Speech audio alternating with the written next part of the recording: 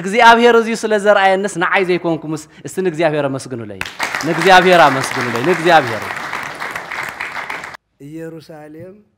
ናይ ሃፀ ዮሐንስ ገዳምና ተባሃለ ይጽዋዕ በእውነቱ እና እዚ ንርእሰይ ንባዓለይ የኽርዐኒ ብጣዕሚ ይስምዐኒ ቅድስናኦም እንታይ ነሩ ሃይማኖቶም ይፈቱ ነሮም ሃይማኖቶም የኽብሩ ነሮም ቅድስናኦም እንታይ ነሩ ንሃይማኖቶም ኢሎም ውን ህይወት ሓደ መናፍስት እኳ በዚህ ክትቅንኢኹም በዚህ እንተበልዎም ህይወተይ ሓሊፋ ሃይማኖተይ ተኸቢራ ኣነ ደሞ ብሰማይትነት ክሓልፍ የዘለኒ ኢሎም መናኝ ኣማኒ ንጉሰ ነገስ ቅዱስ ነሮም መስኪሮም ነብይ ዘብሎም ደሞ ንምንታይ ብድሕረይ ሓደ ክፍተታት ኣለዋይን ተጠንቀቅዎን ደቀይ ኣፍቱ ቤተ መንግስትን ቤተ ክርስቲያኑን ዝተፈለየ ነገር ክመጽእ እዩ ግን ብጥንቃቄ ብጸሎት ግበሩ እንዳበሉ ከም ሓደ ቦ ኮይነውን ዝመኽሩ ዝነበረ ቦ ስለ ዝኾኑ በዚ ድማ ነብዩን የብሎም ጻድቁን የብሎም እዩ እንድሕር እዚ እንድሕር ቀጽልናሉ ፈራሕ ማእኸልና ይኣትዶ ጸላየ ማእኸልና ይኣትዶ ሰይጣን ከኽዘውረና ይኽእል ዶ ክፈላለየና ይኽእል ዶ ከምዚ ዝበለ ሕብረት እንድሕረልና ምን ይምንጎና ዝኣቱ መኒ ነብጾ ኣቦኻ ጽላ ንንእሽተይ ወድኻ ጽላ ዝብል ኣብ መንጎ መጽኡ መኒ የለን ኣቶ መን ወይዘሮ መን ከእም ካባና ክርሕቁ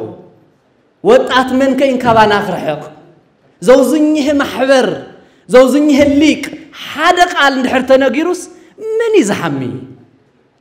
መኒ ከሕማቕ ዝናገር የለን ምክንያቱ ብምንታይ ርአዮ እንተይልኩምኒ ቅድስና እንዲና ንሰርሕ ዘለና ሓዚ የካቲት 23 ታወት ወፂኹ ክበር ብጣዕሚ ምነነረ ሽረ እንዳሃለኹ ጀሚረ ኣብዚ ኣምስኣተኹ ብጾቦና ቦይ የለው ኣብ ጎነይ መላእክተ ብርሃናቱን ኣለው ባካል መጋይ ምስጢሩን ኣለው እዚ ክገብሪና ኢልና ካብ እንዳ ጆርጅስ መጺና ምስ ነገርናዮም ኣይዞኹም ንባዕል የንተ ሃይለ ሚካኤል እግዚአብሔር ዲ ነጊሩካስ ወይ ባዕልኻ ኣኻ ኢሎምን እዮም የንተ ሃይለ ሚካኤል ቶም ዝሓለፈ ቦና ኣብ ዝቐረባ ግዜ ከመይ ለዮም ከመይ ደኣ ኣብ አክሱም ዝተራእየ ታሪኽን ተኣምርን ተራዳኢነት ናይ ወላዲት ኣምላክ ተራዳኢነት ናይ ሰማይታት ናይ እግዚአብሔር ቸርነት ዝተራእየሉ ኣብዚ ቅዱስ ዓድን ሃገርን እንዳሃለወ ትመዓልቱ ንሰይ ይኽበር ነሩ በወርሓ ከመይ ገርካ ኣኻይል ኣቦታት ብጾቦና ስጠየቅክዎ እውን ፈቂዶሞ መሳርሕቲ ዘለው ትሕቲኦም ዘለው ቦታትና እውን ፈቂዶሞ ኣነ እውን ይደልዮ ነረስ እግዚአብሔር ይፈቂድዎ ኢሎም ስካፍታ ዝሓልፉ የካቲት ምሳና ይውዕሉ ነሮም እንዳሞጽ ሪኢኹም እውን ተቆይም ከመይሉ ነጊሰሎ ያው ሚያዝያን የካቲትን ሓደ ኮይነሎ ተበዓል ሕዚ እግዚአብሔር ይመስገን ናይ ዘውዝኝ ህሊቅን ናይ ኣቦና በረከትን ዓብይ በዓል ኮይነሎ ቀጽለ ናብ ኣፄ ዮሐንስ ናብ ብብጾቦና ፍቃድ ናብ ደብረ ገነት ኣብ ዝኸድ ኩሉ ሓንትን ዝነበረኒ ናይ ኣፄ ዮሐንስ ተኣውጁ ከምዚዩ ብሊቃውንት ተኣሚንሉ ዓብይ በዓል ክኸውን ይምነነረ ብጣዕሚ ኣነ ክነግረኩም ካባኻትኩም ላዕለ ይብልኒ ደስታይ ግን ብጣዕሚ ልክዕ ዝየብሉ ደስታ እሞ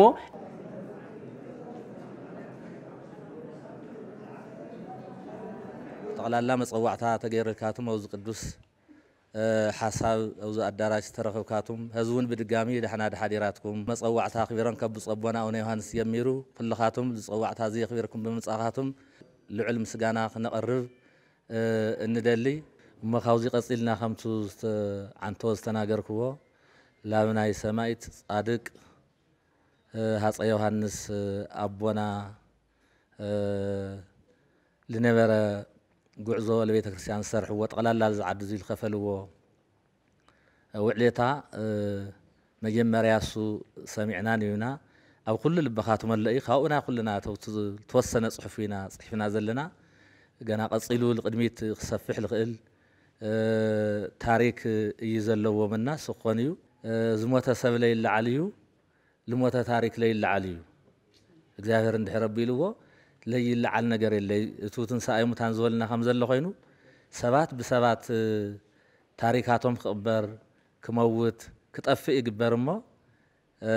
ድሕሪ ግዜ እግዚአብሔር ዝደለዮ ያው ታሪክ ይወጽእ ይልዓል احنا ልነበርና ግዜ ግን ይንኣሰን ግን ኣብቲ ክኾን ዘለዎ እግዚአብሔር ዝፈቀደ እዩ ከምቲ ግዜ ገብር ለእግዚአብሔር ቅዱስ ዳዊት ለወሎ ከምኡ ኮይኑ ዘሎ እና እዚ ኩልና ክርደአና ዘለዎ ሓሳብ ምስ ዘርአት ተሓሒዝና ምስ ስጋው ስምዒት ተሓሒዝና ስጋው ስምዒት ተሰሚዕና ምስ ካልእና ነጻጽሮ ነገር የለ ناتهم تاركنا نلعل أب ملفا دبر بقيت سرع زخنا ملك تدريس اللهم أب سنكسارم صحف تصحيف اللهم ماهليتهم ناتقوم عمت أو زي دبر جنة مدهاني ألم تقدامون بسفي حتقيم اللهم ناتسرح عمتو نديام إمنان كم طول أبعال مدهاني ألم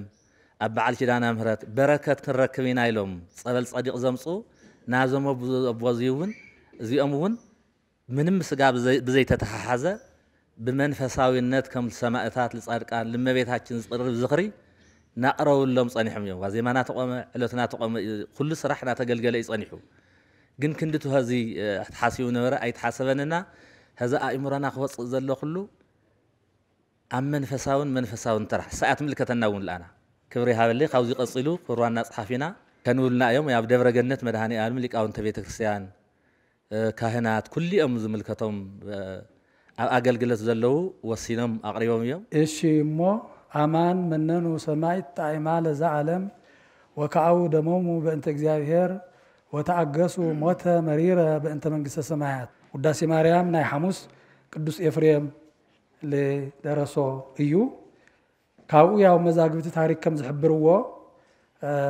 تاريخ بنا نقول نجست حتى يوحنس بزحي سفيحي إيو خازتن نريئن جن دحري ناب أكسوم باللاس من رب السنة نقول نجست حتى يوحنس دحري موت حتى كاليب ناودك التداري وزنبر لنا أكسماويان نمملاس بفلاي بب وقته للعلو أسرار بيت كريستيان أبزوريا بيت كريستيانات لفتر وقات أولن قدعتن أمس الجاني أم هناتي بحفشة لتاك بس بيت كريستيان قنوع لخنا تخرت جيرم تقات إلى النمر بيت كريستيانات كهنس فريس النبرة أمن التمرتيات كنت أنا غير تقلالا لعلنا أكسماويانن من رب بسنا أكسومن كملس للعلى قدا جيرم يوم ولادنا حتى يوحنس نقول نجست سيم እግዚአብሔር ይሎም ዘአምኑ በሃይማኖቶም ዘይደራደሩ ምንዋሮም ዝፍለጥ ኮይኑ በፍላይ ኣብ ዘመን ሃፀይ ገላውዲዮስ በ16 ክፍለ ዘመን النبرة ناي منفقنا أستمره ليك أونتي ناي ملا أهجرات ليك أونت تسويعهم تخاتو علم خطع تخايدو دحرت خطع عندنا أتوم ناي أرثوذكس توحيدو كريستيان ليك أونتي بالراتعو دحر دقيم عدي بمانم بعدي وين بمانم ناي منفقنا أستمره كتك إن يتخيلي بزمن قد زي خدي لهم هم وجدت أستمره يوم بتقنع مسارات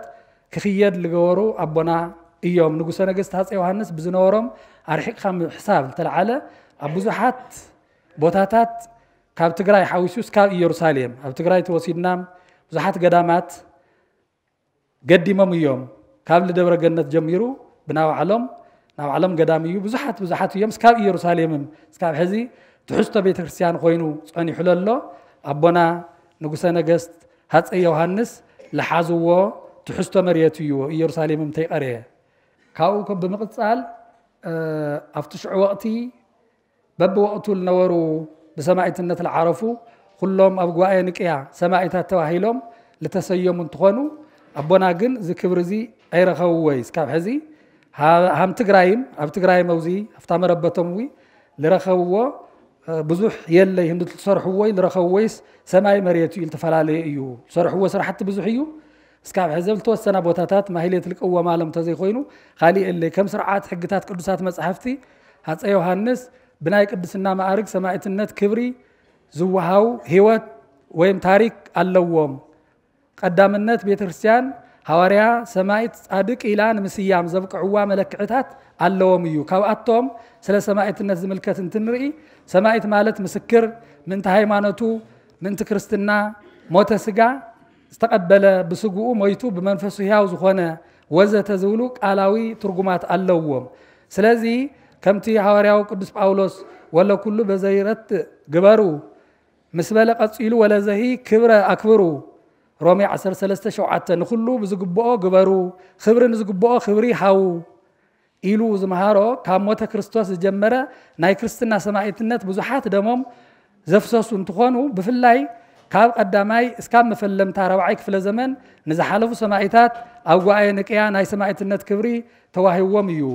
መሰረቶም ድማ ኩሉ ዘየኣምን በቅድመ ሰብ ኣነኒ ኣምኖ በቅድመ ኣወየ ዘበሰማያት ዝብል ኣብ ማቴዎስ ወንጌል 10:32 ዝተጻሕፈ ኮይኑ ወመጻ ቃል ሰማይ ዘይብል ልብልም ብፃን ለሞቱ በእንተ እግዚአብሔር ልብልም በሐፂሩ እዚኦም ካምለለ ኮይኑ ወይ ወስድዎም ሃበነቃ ማይ ህይወት ራእይ 14:13 ዝብል እዚኦም ኩሎም ኣብ ቅዱሳት መጻሕፍቲ ለተቀመጡ ለቦና ናይ ሰማዕትነት ክብሪ ከውህዎም ይኽእሉ እዮም ልብል እዩ ወለ ኩሎም ዘካው ደሞሙ በእንተ ሃይማኖት እግዚእነ ኢየሱስ ክርስቶስ ይግበሩ ለዞሙ ተዝካረ በእለተ ዘስምዓ ኮኑ ኣብ እሺ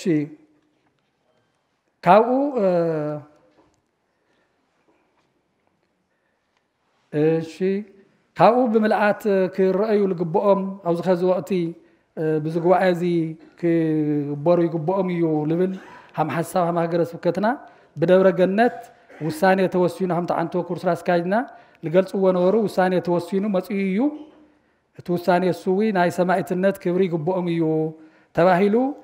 ኣብ ካልኦትም ኸዚ ክንጠቕሶም የደለና እምበይ ሃም ተክለ ጽድቅ ዝተባሃለ ጸሓፍም ያው ተክለ ጻድቅ ዝተባሃለ ጸሓፊ ለቕመጥዎም ኣለው ገዝኦም ብርሃን በሪሁ ሃምል ነበረሞ ገዝኡ ተቃጺሉ ሃምል ወሉ በተመሳሳለ ብሕውእ ምንኩስና ሃምል ነበሮም ወዘተናወሉ ልኸድለው ግን ምስተኸዝለሉ ኩነታት ብዙሕ ላወጣቂስና ምኻድ ንሽተን ስለለይ ተረአየና እምበይ እዚ ጥራሕ ማለት ይኾነይ ላው ኩሉ ለየኹድ ብልብል እዮም እዚኦም በሐፂሩ ኣብዙ ዙርያ እዚ ተጠቂምና ክቡር ኣቦና ንጉሰ ነገስት ሰማዕትነትና ክብሪ ሰማዕትነት ይግብኦም እዩ ብልብል እዚ ኮይኑ ተኻሊእ ሓደ ክልተ ኢልካ ጥቀስ ግን ድሓረ ድሕርቲ ውይይትና ሃም ኣቋም መግለጽ ጌርና ዝይኹን ኢልና ንጠቕሶ ኮይኑ بحثير لما بقى الأكل جن زي أتأكل النوزي أو الدقيق النيلي. كم تقدم التجلس أنا بعقمي يروساليم نايهات أيها الناس قدام الناتها هلا يتصوع بوناتو. إننا زين رئيسين وعلي يخرع عني دعمي يسمعني. الناس الذي تاريخ نعدو من هزو من تاريخ صريحهم يوم حليفهم. إننا ስለዚህ ቶም ተደቀናውን ያው ናዓደው ምን ህዝቦምን ብዙሕ ታሪኽና ሰርሑ እዮም ሓሊፎም ናሰል እዚ ከምት ተነገረ ግልጽ ስለ ዝኾነ ጉዳዩ ይግብኦም እዩ ና ስለዚ ሊቃውንት ከምት ተፈልጥዎ ሓሳብ ሃብሉ ኣነ በጣዕሚ እግዚአብሔር ኣፍቲ እግዚአብሔር ዝፈቀደ እዩ ኩሉ ዝልዓል እግዚአብሔር ፈቀድዎ ስለ ዝኾነ إذا زمبنا بونوتن حناون عدلنا تاتنا بزمننا تمبوتاتنا بزح نابخيو ناس اللي حليفهم يوم سلازي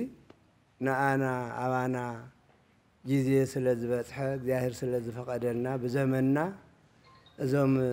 سمايت صادق سمايت مبالو تعمي ذخر يمو ስለዚህ ሐሳብ ሃብሉ ይደልዎ እየዝብል አነ እግዚአብሔር ፈቅድልና እዩሞስ እግዚአብሔር ተፈቀደልና ሁላትና ክንጥቀመሉ ይዝግባ መጀመሪያ ለዕለ ሁሉ ቅድም ሁሉ ጎይታ አምላክና እግዚአብሔር እንኳን ብርሃነትን ሳይብጽሐና እንኳን ድማ ከምዚ ገሮ ሰባሰበና ዘሰባስብ እግዚአብሔር እዩ ዝርሐቀ ዝቀርብ ንሱ እዩ ሰላም ዝህብ ንሱ እዩሞ እታ ሰላም ዓብይ ዓንዲ እዩ እቲ ሰላም ዓብይ በረከት እዩሞ توصلنا سلام عدنا أبزوشتي أهجر سكوتنا دما بتنقعين بمستوعلن نبحدن ممسا فقر بمنبار صبوا بمكايدا نابزوخم إذا تسباسبنا له درجة خن مسح قرم يممو استي نزوم هاجر سكوت زمر حزلو أزيق واعز زجاجول ناس تحد دمق زبالة نبونا بسواونو إسحاياس مورال هاولي عند حرق زيابير كمزيو نصبو زسرح خنا مسجن كفتتناون كنستقاخل صبقناون بزبلص اخنا برهن دينا نسباسب ሕዚ ካፍቶም ብዙሓት ክነብርሆም ንደሊ ንህዝብና ክንኮነሎም ንደሊ ህዝብና ክትቀመሎም ንደሊ ብናይ ክርስቶስ ቅዱስ ቃሉ ህዝብና ክምራሓልና ንደልዮም ሓደ ነንባዕልኻ ተኸባቢርካን ክብሪ ዝግብኦ ምኽባርን እዚኡ ተሓደት ናይ ህዝብና ድልየት ስለዚ እዚ ድማ እንታይ ይብል ኩሉ ግዜ ኣለዎ ኩሉ ግዜ ሊቃውንትን ኣቦታትን ትብልዎ ኣሎ ብቅዳሴ እስመ ሃያል አንተ እኩት ወስቡህ እግዚአብሔር ስኻ ሃያል ኢኻ ምስጉን ኢኻ ብሩኽ ኢኻ ቅዱስ ኢኻ ንዓኻ እንታይ የድሊ ስብሃት ለዓለመ ዓለም ንዓኻ ስብሃት ኢልካስ ምስጋና ብቻ ዳ እምበር ሓይሊ ኩሉ ፍቓድ ኩሉ ናትካ እዩ እንዳበልኩም ኣቦታትና ኩሉ ግዜ ብቅዳሴ እቱ ሃያል ዝኾነ ምስጢሩ ስጉኡን ትቁረስ ደሙን ትቅዳሕ ህዝብን ትድሕን ህዝብን ትምገብ እንተሎ እስመ ሃያል አንተ እስኻ ሃያል ገባርየ ኩሉ ፈጣርየ ኩሉ ወሃብየ ኩሉ ፈጻምየ ኩሉ እስኻ ኢኻ ለዓለመ ዓለም ስብሃት ለዓለመ ዓለም ወለከ ስብሃት ለዓለመ ዓለም እስኻ ንዘለዓለም አሜን ትበሃል ጎይታ ፈጣሪ እግዚአብሔር ኢኻ እንዳበልኩም ኩሉ ግዜ ካብ ወለድና ተቀቢልናን ከሐዋርያት ተቀቢልና ሕዙን ኣለናሞ ንዘለዓለም ውን እኩት ሓያል እንዳተባሃለ እግዚአብሔር ክነብር እዩ ስለዚ ንሱ ዘይፈቀዶ ኣይኸውንን ጀዝየ ገቢር ለእግዚአብሔር እግዚአብሔር እንትፈቅዶ እንተሎ ዝግብኦ ስራሕ ይስራሕ ብመን እግዚአብሔር ብዝፈቀደሉ መዓዘ እግዚአብሔር ብዘዘጋጀዎ ሕዚ የብዚኣ ብጾቦና ማእኸልና ኮይኖም ንሃገረ ስብከትና ስራሕ መራህ ፈጸምቲ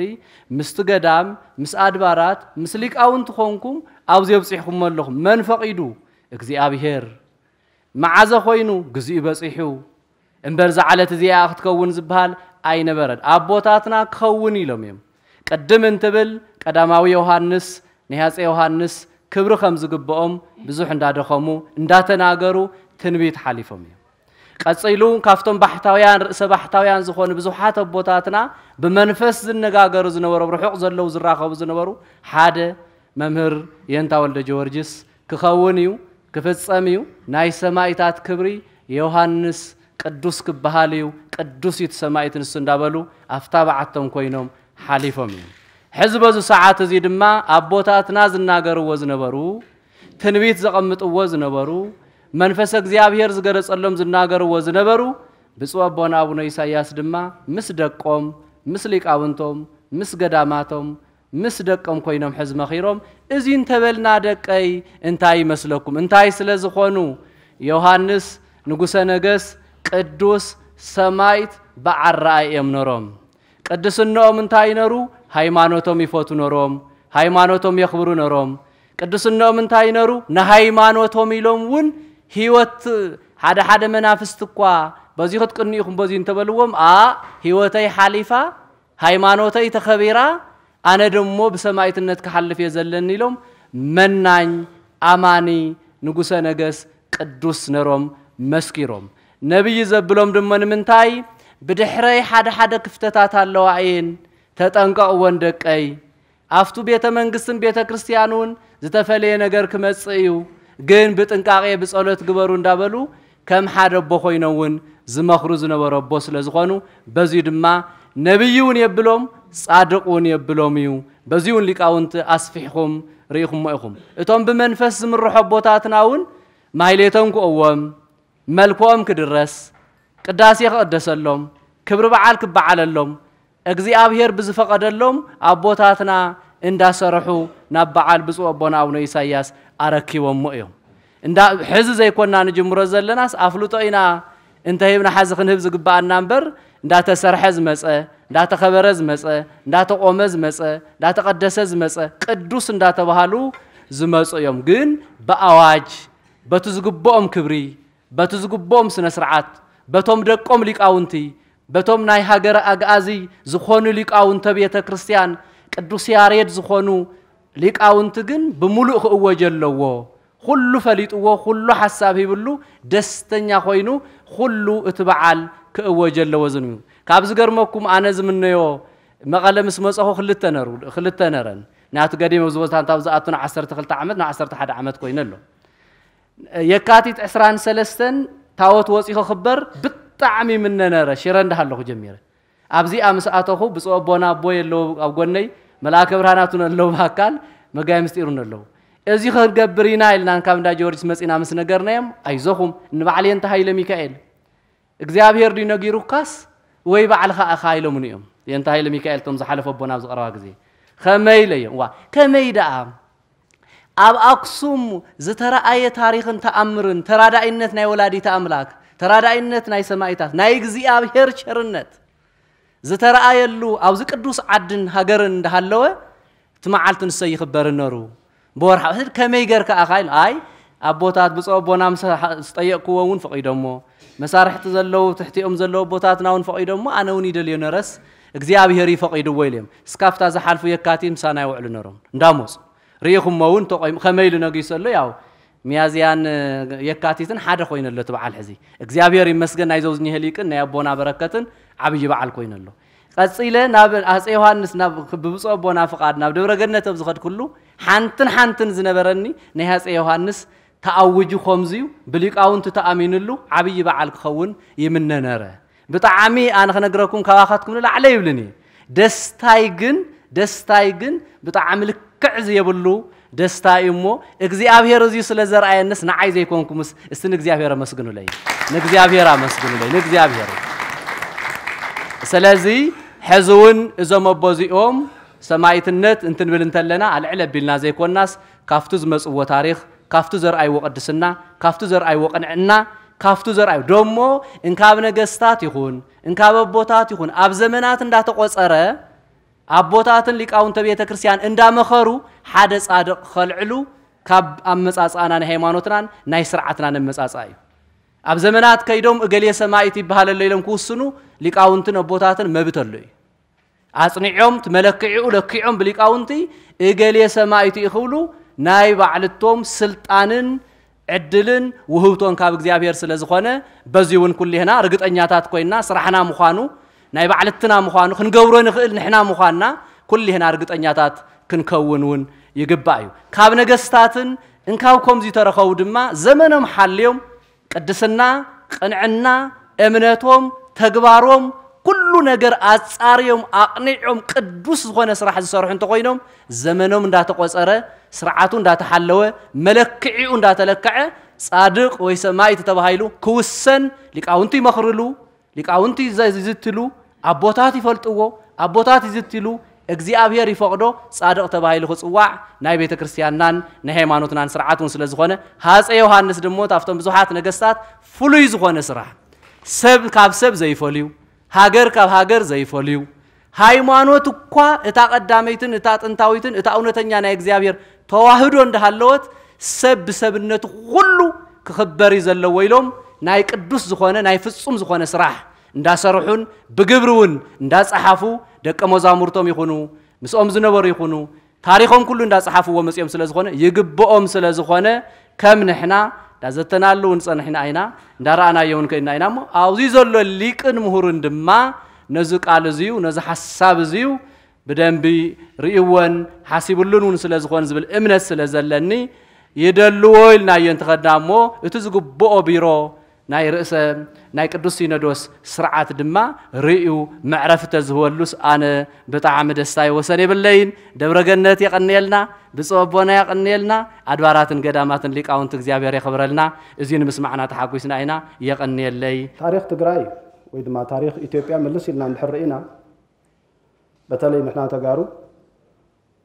ኣብቲ ናይ መጀመርያ 10ታት ክፍለ ዘመን ወይም 1 ሚሊዮን بعلنا وسنتي بعلنا ململتي بعلنا مصدقتي نيرنا قالوت ناي تحققنا وسانينا تخافلتن تساتفتن ناخونو مصيو بدحريو زلو حدا شيخ زمان انترينا جن ملو بملو ناب تقبلت تشغاغيرنا كتاب انت لها مقبال حما يكون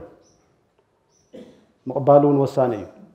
بتالي لما حنتي تويت كريستياني الكاس كعزاء منك اما مقبال قلنا يبعلو خفتات نيرو تاي نيرو تخفتات نخن مرمر نخن فتش نخن نصنع حقنته نخنرغاغص ሊቃውንት ትግራይ ዕድለ ይዋሃው ምን ይሩ ካብአቶም አፍተ ዝለዓለ ብርኪ ቅድስና ዝወጽሑ ዝተፈላልዩ ናይ ቅድስና ማዕረጋት ክዋሃዎም ዝግባእ ካብ ትግራይ ዝፈለቁ ዕድል ንኸይረኽቡ ኣብ ካሊእ ናይ ካሊእ ኮይኖም ድማ በቲ ዝግብኦ መስፈርቲ ረቋሒ ተፈትሾም ተመዚኖም ድፍን ኢትዮጵያ ኣሚንሎም ከምዚ ሊቃውንቲ ተኣኪቦም ከባባያዊነት ከይጥቅዖም ውልቃዊ ድሌትን ፈቃድን ከየስድዖም ኣብ ሓቅን ጥራሕ ተመርኪዞም መምህራንና ዝደቕዎም ኣይኮነን ነይሩ ሓደ ውልቀ ሰብ ብድግ ኢሉ ወይ ከዓ ሓደ ቡድን ብድግ ኢሉ ይስይም ገድሊ ጽሕፍ ተኣምሪ ጽሕፍ ታኡ ተቐበልቲ ነይሩ በዚ መንገዲ እዚ ኢና እናተቐበልና መጺና ኣብዚ ሕዚ ዘለናያ ዘመን ኮይና ብምልኦም ሰማዕታትና ቅዱሳና እንተመርሚርና እቶም ሕቶ ዝለዓሎም ኣየንኦም እዮም እቶም ቅሬታ ዝሓድሮም ብምሉእ ብዙሕ መርቱዕ ኣለኒ ከመይሉ ኸውን ይኽእል እናበሉ ሰባት ብዝተፈላለየ መንገዲ እቲ ስኺሉ ኣጓጉል ዝኾነ ገዲፍና እተው ሓቂ ዝተመስረተ እንተፈትሽና ኣፍተብ ቀዳማይ ክፍለ ዘመን ኣፍተብ ቀዳማይ ሚሊኒየም ዝተፈጠረ ኮይኑ ይኮና ንረኽቦ ብድሕሪኡ ዝተፈጠሩ ኮይኖም ኢና ንረኽቦ ንጉሰ ነገስት አፄ ዮሐንስ አራተኛ ኣብ ኢትዮጵያ ካብ ዝነገሱ ነገስታት ካብ ንግስና ወፃኢ ዘለው መራሕቲ እንትነጻጸሩ እንተለው ኣይኮነን ሰማይት ኣይኮነን ቅዱስ ኣይኮነን ጻድቅ ካልእሹም ከውሃዎም ዝግብኦም ንጉስ እዮም ተጸገሙ እንታይ እዩ ሰለስተ ነገራት ስለ ዝፈጠሩ እዩ ሓደ አንቶ በደንብ ገይሮም ክቡር መጋቢ ምስጢር ገሊጾምዋ መጽሐፍቲ ብዘይ ምርአይ ብዘይ ምምርማር ብዘይ ምርዳእ ብዘይ ምፍላጥ ተቃውሞ ይቀርብ ከመይሉ ይኸውን ይብል ንኸሓትት ንኽፈልጥ እኮ ዕድል ኣይህብን ካልኣይ መራሓ ዓዲ ብምንባሮ ካብቲ እምነት ውሽጢ ዘየለ ካብቲ እምነት ወፃእ ዝኾነ ሰብ ንዕኡ ምንም ኣየግድስዎን ንዕኡ ምንም ኣይኮኑን ስለዚ ክትከውን ክትፍጸም ይደለ ካልእ ትትረፍሞ ቅዱስ ተሰማይት ዝብል ይትረፍሞ እታ ናይ እምነ ሓወልቲ ዝዝከሩ ላኳስ ከይትትከለ ቤትም ከይትራይ ኣብ ኢትዮጵያ ዘይተተኸለ ሓወልቲ የለ እቶም ብምሉኦም ዝተተኸለሎም ሓወልቲ ኣይኮነን ምስ ኣፄ ዮሐንስ ከተወዳደር መብዛሕትኦም ምስ ሓደ ንኡስ ስራሕ ዘለዎ ኣበርክትኡ ኣብዚእቶ ዘይበሃል ዝነጻጸር ኣይኮነን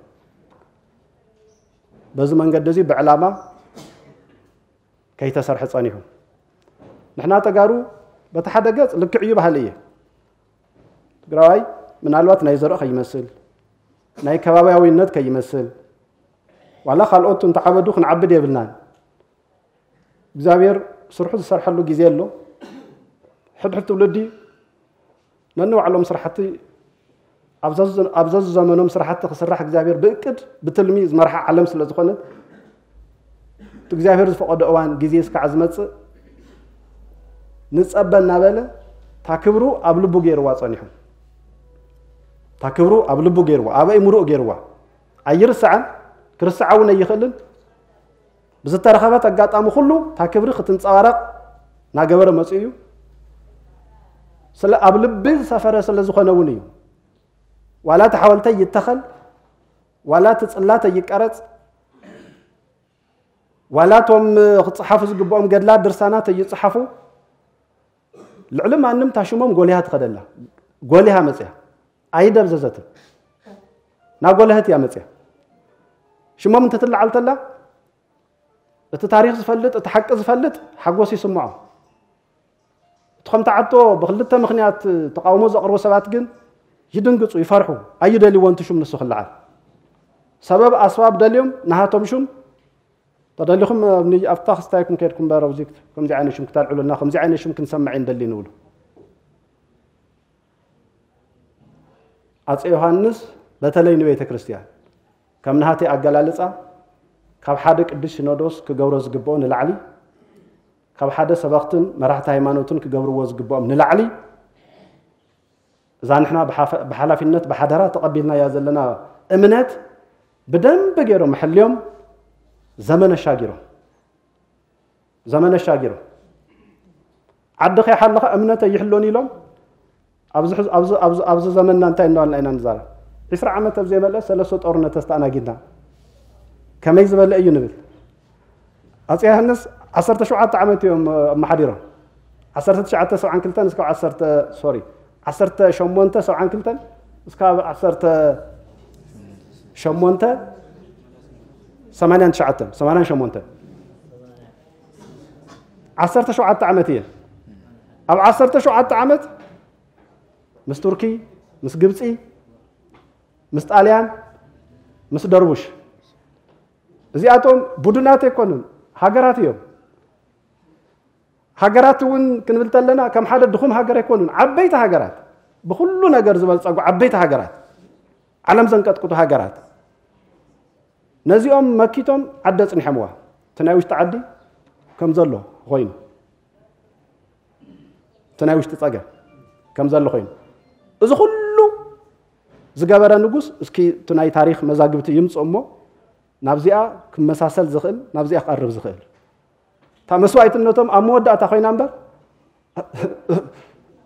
أزي كله نسوم تزيت سووا سراويتهم الناس سووا حزبهم الناس سووا كهيناتهم دياقوناتهم الناس سووا يمتعدد هايمانو تحلموا عد بمحلاو ناس يوحنس أبطقوا دو كبل خليه بخبر مساسلية زول انتهاليو سكنرأي كله كبري الكحت قال صوت خل ناي كبري ما أرجعنا له قدس باولوس قال يسوي كالو كبروا لا سهل وكالو كبروا لور وكالو كبروا ملا كواكبت كوكب كوكب ناله نهاتهم في الليز ولا هيمانوتو ونحلموا ميسيوناويان زي شنفوا عديلا أبزاتوا وخلهم عدبوا ملا نفتنا نبع عرساتهم أمنت كيرم وين جناو عصرت حمش خفل زمان مئة هوز جمروا كسر عصرت شو منت عصر شعت خفل زمان يا تا قالسهم أكيد موا ناتشنف في مصيم تم بقدم أمزنورو ملو كعجسوا من سرعة كتحزوا من يكالون يرم أتى يوحنس جن أقدموا إمنت كاب دقة يمتصل وكباخاتكم قدموا إمنت وزيت مسريتو نينا نايب علنا حق أن يزخون حزنا حدا እግዚአብሔር እዩ ክልተ ሰለስተ እምነት ከونه ይخلد አለና ተንካሎት ታምድርና ይኩላህና እያ ሰባት ይኹም ኣብዚ መጽኹም ክትሰርሑ ትኽእሉ እዚአን ትሰርሑ እንድሕርኩም ሰርሑ ካብዚ ወጻኢ ግን ናይ እምነት ጉዳይ ኪዱ بتخكل حق مقلاش اندحر كوينو حق سب نخفلط اندحر كوينو زوزل حق زفلط ايو زي فلط حق لو بنقله بيلكم تشاجركم هم مصيخم اباتهم حزود اباتهم دارغصو نزا امنه دو تامن ايها هاوزيما امن زي امن انت الله خيدو نواتو نقل لكم بوبيلكم دخم مصيخم كمالكم داوزي بصيخ ويستعلام خالي علموا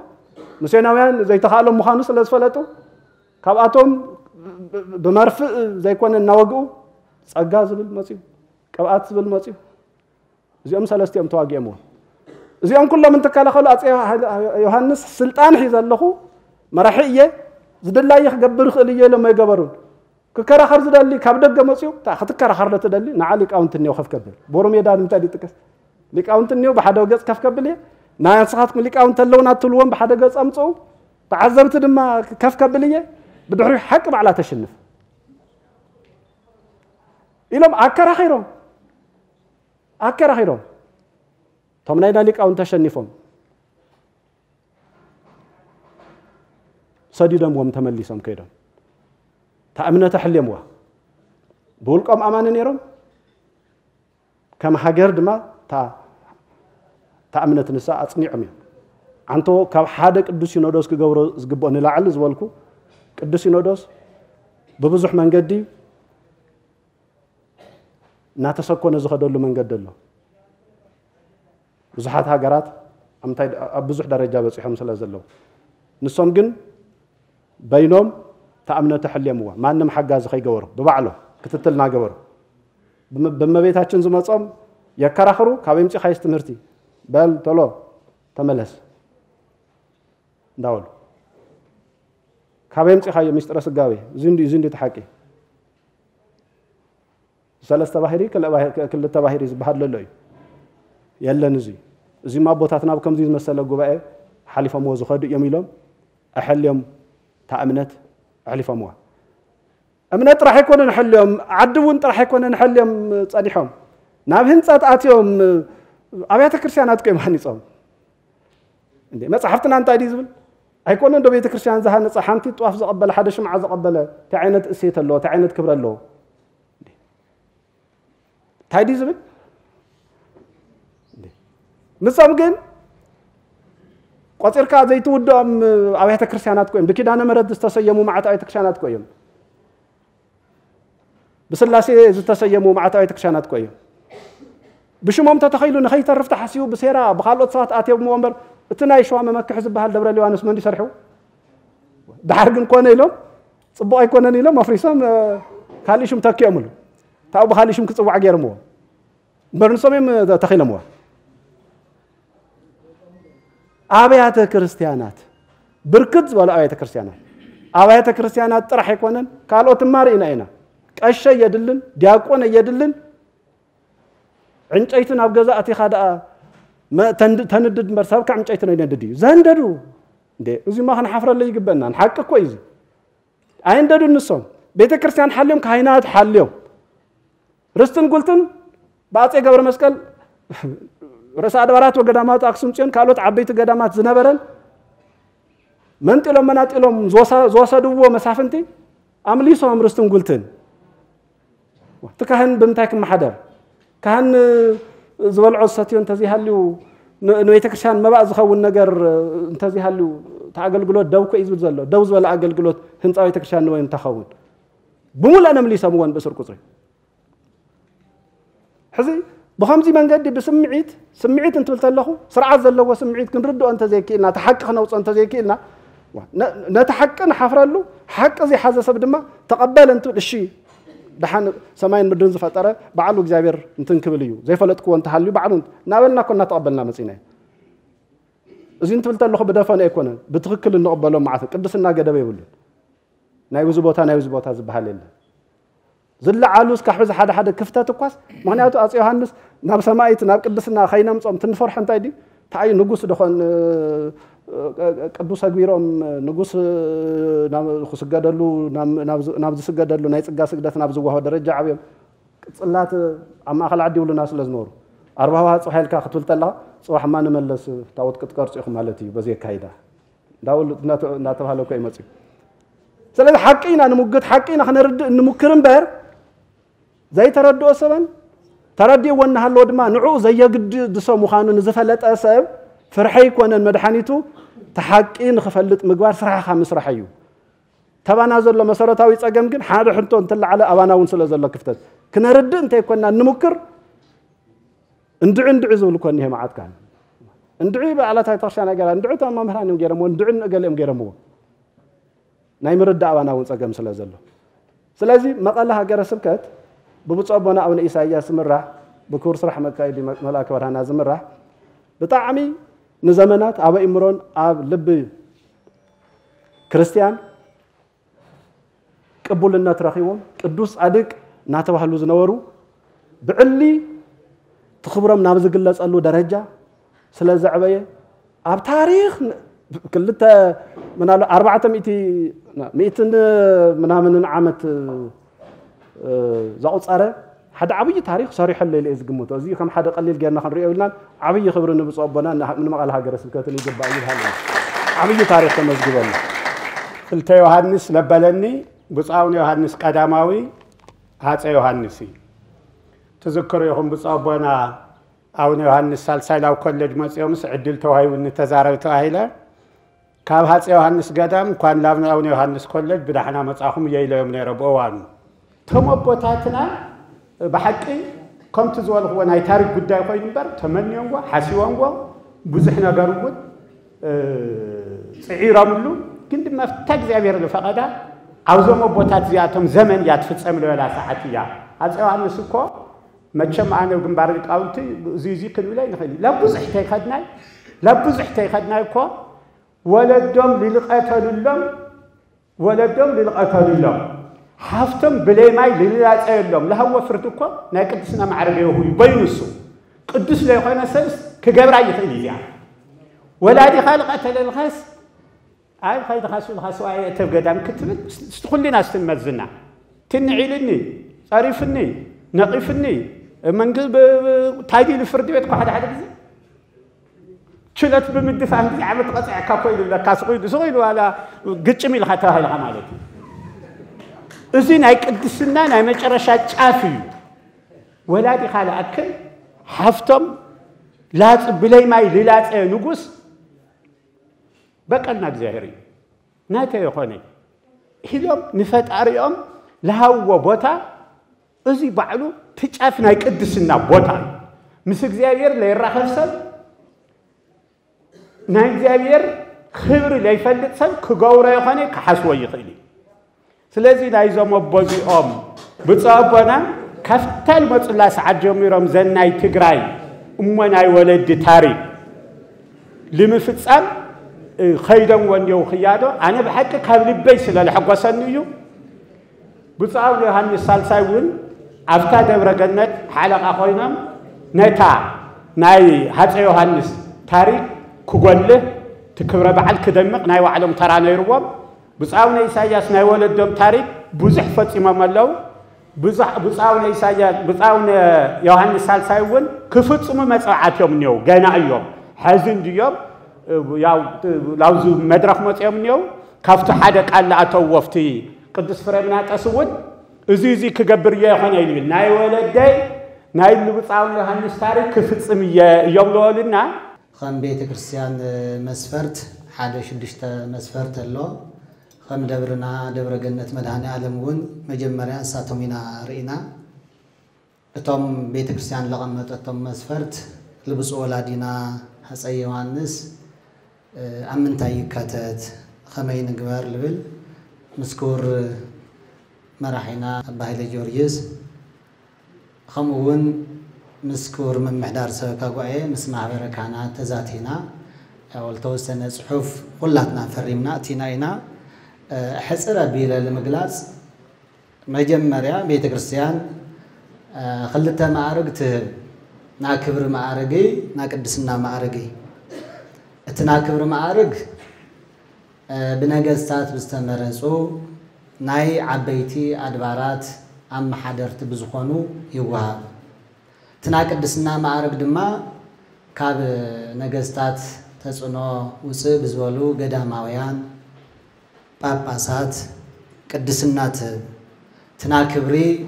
حديقة قطع لافتنا قدسنا معارج تختلهو بحيمانوتو هزء زي ترخوا بمقبارو نستمسكرلو بيوة سقالها اللي كيخونس مسموتا قدسنا تبيت كريستيان بيوة سقالها اللي وهمزي لتقمي الخاكي تقورو لكي يمثل بزي حدا مسفر تقبر مالتيو بخالاي درجات نريد لنا لبيت كريستيان عالي تقادلو استقادله هم تقدس باولوس سنة يقاد لتقادلكو بدرياني فسنكو هايمانوتياني أقوكو انكسس انوليتا أكلي لسق زي أسيان إكزابير زولو لبيت كريستيان عوي تقادلوز تقادله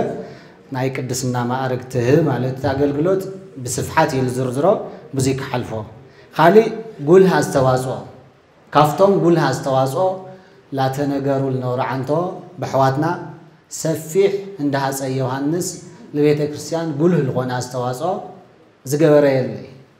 እቶም ኣብ ኢየሩሳሌም ኖር ገዳማውያን ገንዘብ ከይሓጽሮም እንኳስ ብትዘመን እሱ ልዕሊ 2000 ቅርሺ ዝሃው ወላዲ እዮም 50 ሳንቲም ሕርካን ኣስተዋጽኦ ትገብረሉ ግዜ ገንዘቦም ሁሉ እቲ ቤተ ክርስቲያን ምስራሕ ከም ዘሎ ኮይኑ ስቶም ገዳማውያን እውን ልከይጠምዩ ልሓስቡ ዝነበሩ ለቤተ ክርስቲያንና ዓብዪ ውዕለት አልገበሩ እዮም ስለዚ ጉልህ አስተዋጽኦ ወይ ጉልህ ትርፋት ሰርሐ ና ቅድስና ማዕረግቲ ማለት እዩ ካሊእ ብሃይማኖት ምክንያት መስዋዕትነትን ተኸፊሉ ሓደ ና ቅድስና ማዕረግ ዝወሃቦ በሃይማኖት ምክንያት ስለታ ሃይማኖት ክብል መስዋዕት ተኸፊሉ ቤተ ክርስቲያንና ና ቅድስና ማዕረግ ትብያ ማለት እዩ ካሊእ ትንሪተለና ጉባኤ ሰሪዑ በአፍን በመጽሐፍን ልክ ሃም ቅዱስ ቆስጠንጢኖስ ሊቃውንት አኪቡ ሃይማኖት ከይብረዝ ሃይማኖት በዘፈቀደ ሰብ ልተረአዮ ብልተሰምዖ ከየባላሺ ካውዚ ከይተሓልፉ ኢሉ ብሊቃውንት መሰረት ክምራሕ ትገብር ተሎ ቅድስና ትብያ ማለት እዩ ካሊእ ትንሪተለና ብምናኔ ብገዳማዊ ህይወት ለምሳሌ ሃምላ ሃፀይ ካልየ ኣብ ንግስና ነይሮም ነገር ግን ገዳም ጴንጤሌዮን ብምእታው ብምናኔ ስለ ዝሓለፉ ቤተ ክርስቲያን ቅድስና ህይወቶም እያ ቤተ ክርስቲያን ዕድመ ልክዑ ለቤተ ክርስቲያን ዝጸለየ ብምናኔ ህይወት ዝሓለፈ ቅድስና ትብ ኣብ መወዳእታ ካብቲ ዝሓስብዎ ማለት እየን በይ እዚ ጥራሕ መወዳእታ ማለት ይኾነ ብጸሎትን ብጾምን ኮይኑ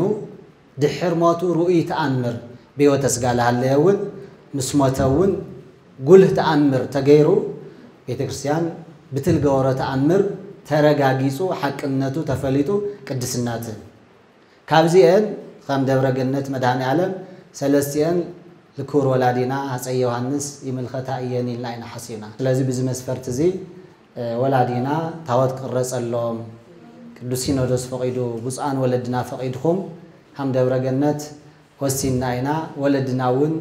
بكبر كتقبلنا حدا رايول እግዚአብሔር ያበለ ይቀንየለ ታሪክ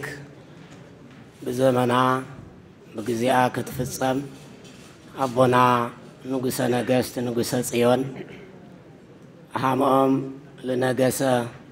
ቀባ መንግስት التقابه የለይል ፈለማሰም ይው አወሎ እና ሃይማኖት ክርክር ብልተልዓለ አብየነታ አካል ወልድ ዘመን መማር እንደ አካልየ መማር ሳማ አካል ወልድ ብልተባለ ጊዜ አምጣንቶ መልቃውንቲ ላተነገረ ለነበረ ኩሉ ህዝቢ አሚኖም አጥሚቆም ለራስ ዓሊ ንጉስ ሚካኤል ኢሎም በአበል ጀነት ሒዞም ተመድሃኒ ዓለም ደሴ ቀኔ ማዓልት ለወጽሖ ገዳም ቦሩ ስላሴ ዲማ ጊዮርጊስ ዮሐንስ ፍታህ ተሳና አሳኒከ ክሌቲ ስመዘት ከይዳ ምድረ ድባ ቅድስቲቲ አፄ ዮሐንስ ናይግርኻ ናይግሮም ጫማን ቢሰጽዮን ይፍትሑ ወርቀ ኸወርኡ ጉዕዙኡ ኩሉ ነዋያተ ቅዱሳቱ አፍቶም ሊቃውንቲ ሊቀጠብታ እያሌውና ተዋህዶ ለኾኑ ካቅብአት ካብ ካራ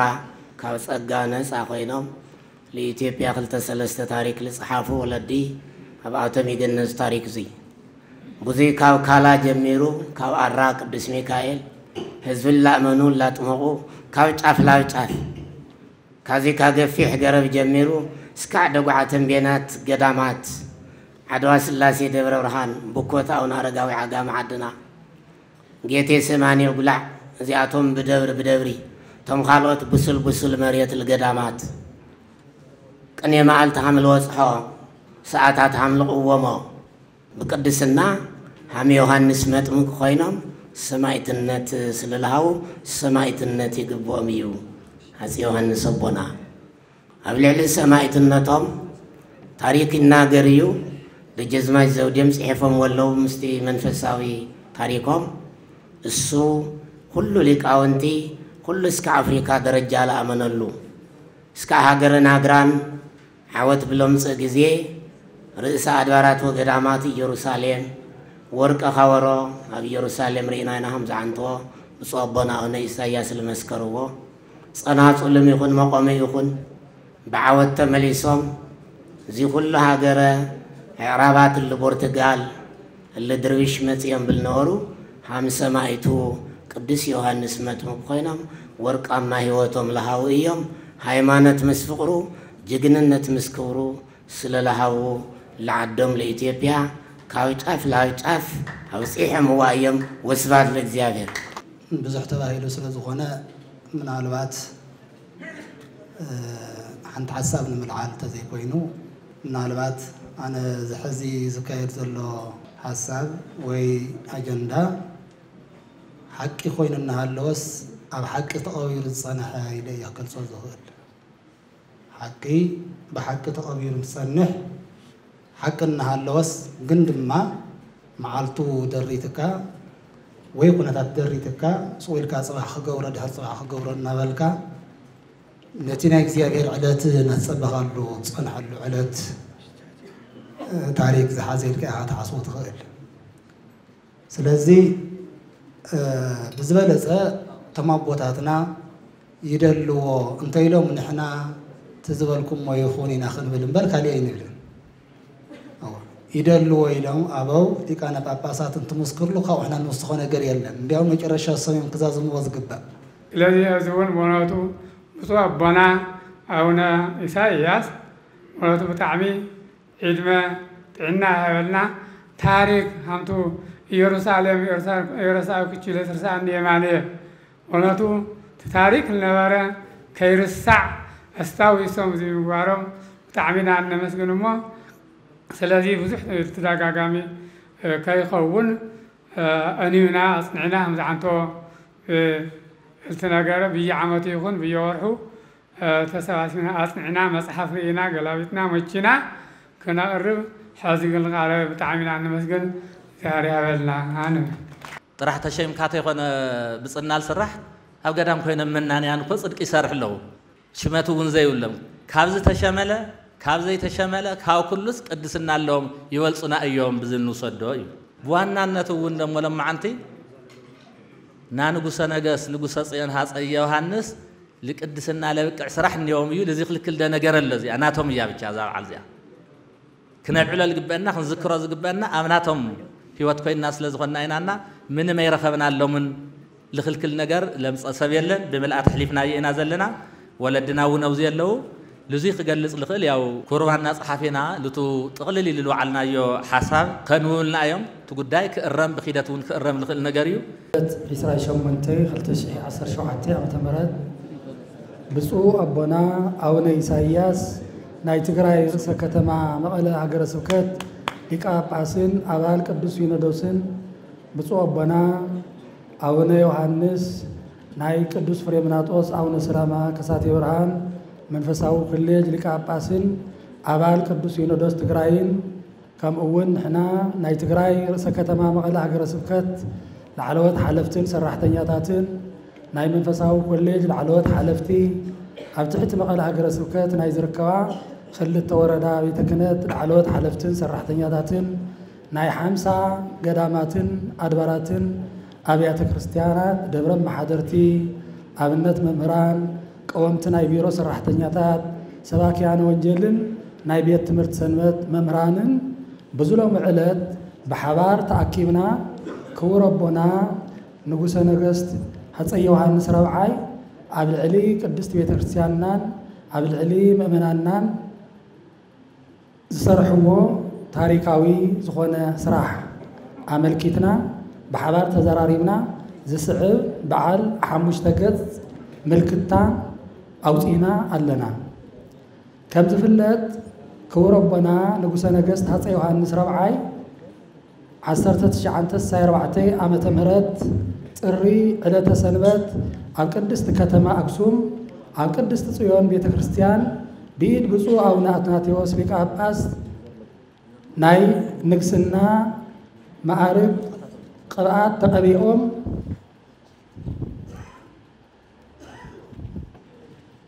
استقبلوا على كفتال تقولا على جميرو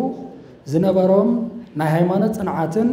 نخلو أماني أرثوذكس توحيد بيت كريستيان بقلتي زفلت إيو سلاز خوانا دما كور ربنا نقوسا نقاست حتى يوحنس ربعي دحر حلفة هيوتهم دحر حلفة هيوت حتى كاليب ناب ودكت تداريغو زنبرا منورا ببسنا أقسوم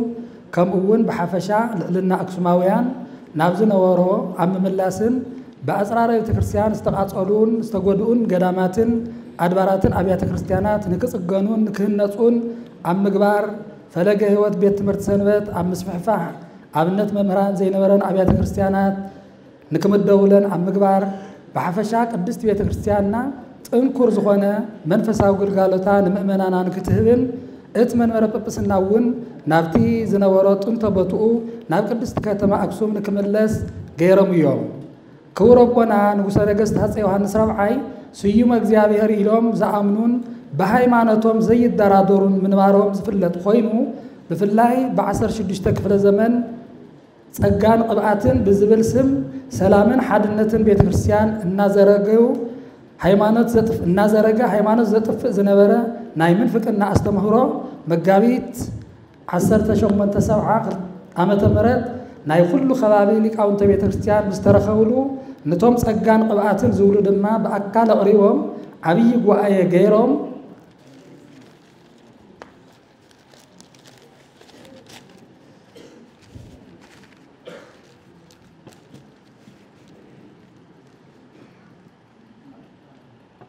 በሉ መጽሐፋዊ መርትዖ አቅርቡ እሞ ክዳን የኩም ኢሎም እቲ ክርክር ምስተጀመረ ቅብአትን ጸጋን ዝተባሃለ ናይ ምንፍቅና አስተምህሮ ሒዞም ዝካትዑ ዝነበሩ ሰባት ተረቲዖም ምስ ረአይዎም ኣብ ዓውደይን ከምዚ ዝበለ ናይ ምንፍቅና አስተምህሮ ማንም ከይኽተሎ ናይ መንግስተይ ሃይማኖት እውን ተኾነ ኦርቶዶክስ ተዋሂዶ እዩ ኢሎም አዋጅ አውጆም እዮም ክቡር አቦና ንጉሠ ነገሥት ሃፀይ ዮሐንስ ራብዓይ በሃይማኖቶም ዘይደራደሩን ጽኑዑን ጥንኩርን ዝኾነ እምነት ዝነበሮም ፈሪሃ እግዚአብሔር ዘለዎም ሰብ ስለ ዝነበሩ ካብ ኢየሩሳሌም እንተይ ቀረየ ታወታት እናምጽኡ ኣብ ዓድና ትግራይ ካብ ትግራይ ወፃኢን ብዙሓት አብያተ ክርስቲያናት ዝሃነጹን ብዙሓት ገዳማት ዝገደሙ እንትኾኑ ንኣብነት ካብቶም ብዙሓት ንምጥቃስ ድማ መቐለ ደብረ ገነት መድኃኔ ዓለም አጉላዕ ጌቴሰማኒ ቅድስት ኪዳነ ምህረት ማይ አንበሳ ቅድስት ኪዳነ ምህረት እንዳባ ሀደራ ቅድስት ኪዳነ ምህረት ዓድዋ ደብረ ብርሃን ቅድስት ሥላሴ ወዘተ እናገደሙን ርስትን ጉልትን እናተኸሉን መጽዮም እዮም ከምኡውን ኣብ ኢየሩሳሌም ብዙሓት ገዳማት ንክግደሙ ገይሮም እዮም ክቡር አቦና ንጉሠ ነገሥት ሃፀይ ዮሐንስ ብዝነበሮም አርሒቕካ ምሕሳብ ኣብ መዋኢል ንግስነኦም ኣብ ቅድስት ከተማ ኢየሩሳሌም ሃገር ንምስላም ዝኸዱ ምእመናን መዕረፊ ከይጽገሙ እቶም ኣውለለው መናንያን እውን መንበሪ ከይስኡኑ ኢሎም ብገንዘቦም ዓዲጎም ብስም ቅድስት ቤተ ክርስቲያን ገዛ ሰሪሖም እስካብ ሕዚ እውን ናይ ኦርቶዶክስ ተዋሂዶ ቤተ ክርስቲያን ሃፍቲ ኮይኑ ይርከብ በሐፈሻ ክቡር አቦና ንጉሠ ነገሥት ሃፀይ ዮሐንስ ራብዓይ ፈታዊ ህዝቦምን መኽበሪ ቅድስት ቤተ ክርስቲያንን ስለ ዝነበሩ እግዚኦ በው አሂዛ ውስተ ርስትከ ወአርኮሱ ጽርሐ መቅደስከ ዝብል መልእክቲ በጽሕዎም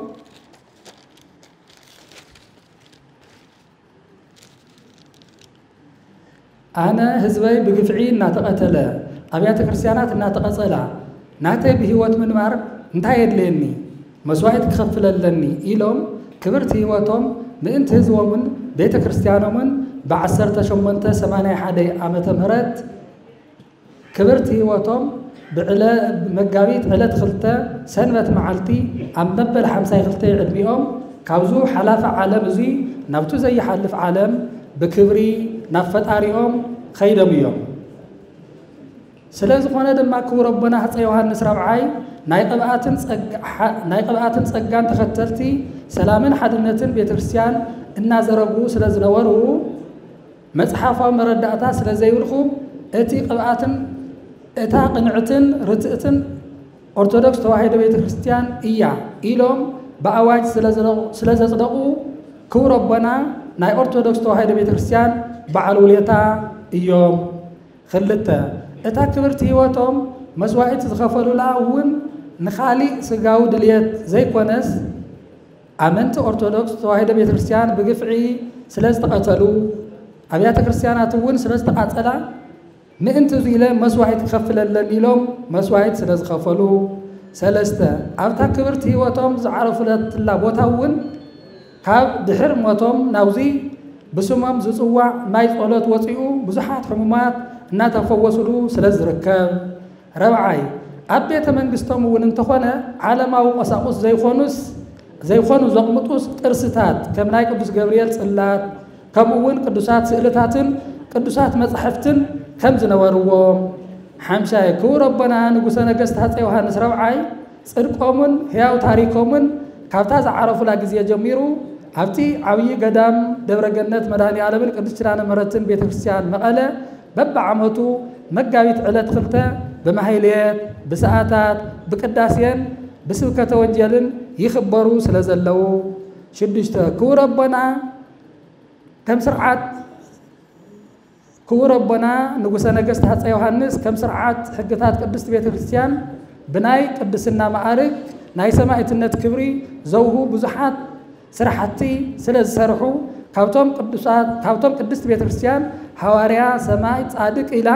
نمسيام زبقعوا ملكعتات زوم العليلهم بوحدو استتقصون خالقات سب فلطهم زيد اليوم فتاريهم طرح فليتو ام منغستو نكسفرهم إلهم سرحوهم بزحات سرحات سلازلو ኣብ ቅዱሳት መጻሕፍቲ ከም ተጠቀሱ ማለት እውን ሰናየ ገድለ ተጋደልኩ በድርያኒ ፈጸምኩ ወሃይማኖትየኒ አቀውኩ ተባሂሉ ከም ተጠቀሰ ከም እውን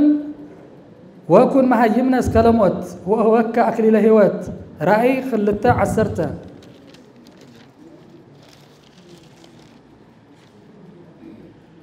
ሰማዕት ማለት ምስክር ምእንተ ሃይማኖቱ ምእንቲ ሃይማኖተ ክርስትና ሞተ ስጋ استقبل بسقو ميتو بمنفسه ياو زخونه كبر نزغبو كبر هاب تباهيلو وون ابروميه 13 شوعته كم تتقسه كله كاب قداماي اسكام مفلمتا ربعي كفر زمن نزحالفو سماعيتات ابغواي نقيا ناي سماعيتነት كبري كم استوهاوم كله كور ابونا نغوس نغست حص يوحنس ربعيون مانتي بيت كريستيانوم يلوم كبرت هيوتهم مسواعت سلاز خفلو قدوس استخبره قدوس سينودوس ارثوذكس توحيد بيت كريستيان تግራይ ناي كبر سماعيتነት معارك هوم كمون ببعمتو مغابيت علت خلته اوصان عدو وشتن زلوا ابيات كريستيانات تግራይ سموم بصلوت كذكرا قرستاتهم حدغتاتهم እውን بزغبا تسنيدو نبصحت عدي بزطعم منغدي نكقمط نكغبرنا بأخبرات بملء دمسي وسينا علنا سبحات لእግዚአብሔር ወለወላዲቱ ድንግል ወለመስቀሉ ክቡር ሚያዝያ ዕለት 29/2017 ዓመተ ምህረት መቐለ ትግራይ ናይ ብፁዕነቶም ብራቼ ይጽሕኒ ملا خوينو زهزق وأينا قليسنا زلنا لمنمر سلامة قرب لقبوء نجار جن قبولي سل قرب زمن نجار حساب نحر لنا بنتنا نصدقه شنو صبنا أخو خبي أزي قبل جرنا يلنا الرمل لقبوء نجار لون نحر هالليجن مسيح خام حباري كاليو أما عن تسلسل زملنا نجي مرة لنا الرمات اللو خوص خلوا طولو حاسبنا عن جورا الجبنا مسيحهم كتبنا أخهم حس ربي لا كنا جر مهنياتو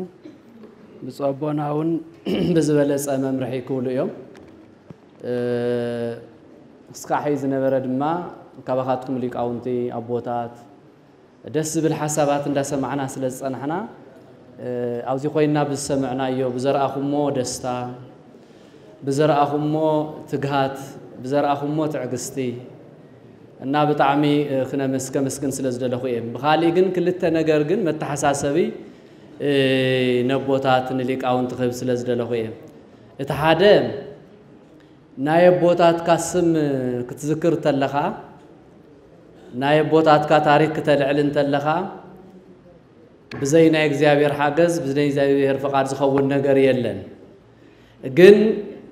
ናይ ቦታት ካስም መልዕልካ በዓል ወይ ታሪክ ተልዕል ተለኻ ደሞ ዝራእየካ ነገር ኣሎ ንቅድሜኻ ዝራእይ ነገር ኣሎ ከምቱ ክርስቶስ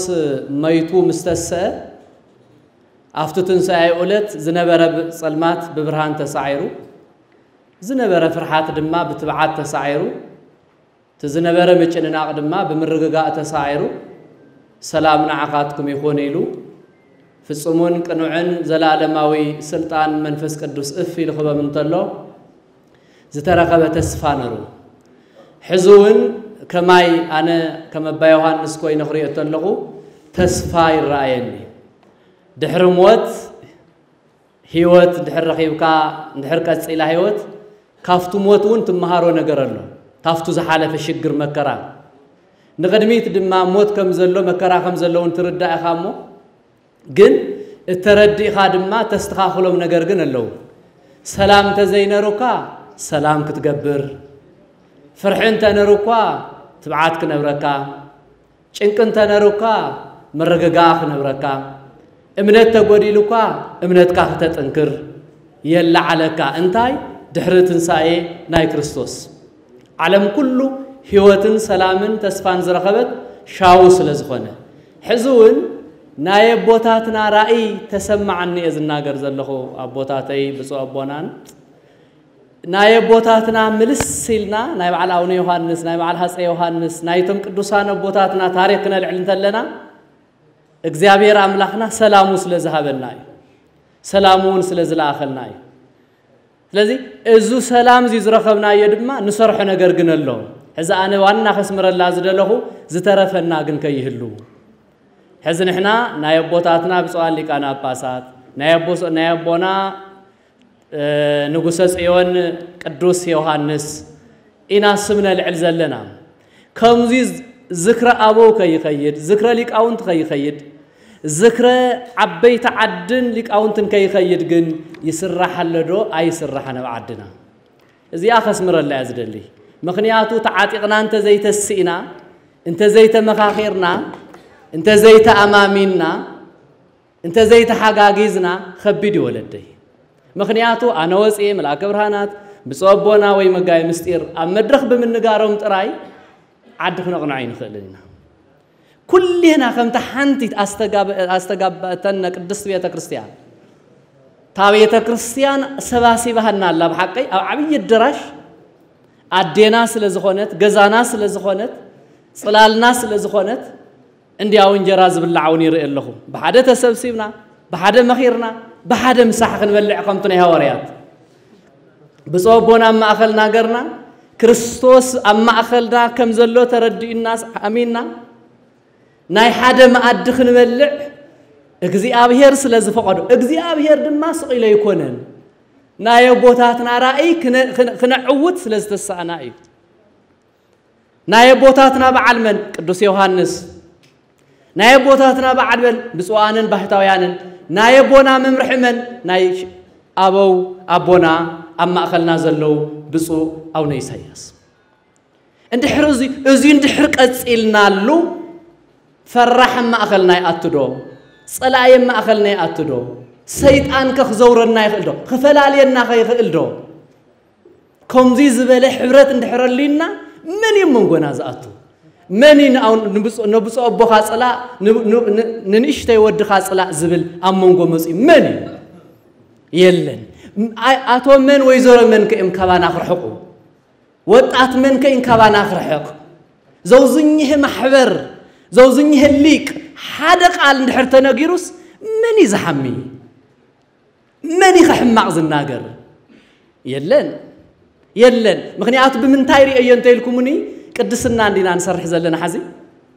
قدس خونا سرح عندنا نصدق زلنا ناو قدس ينودس نلخ زلنا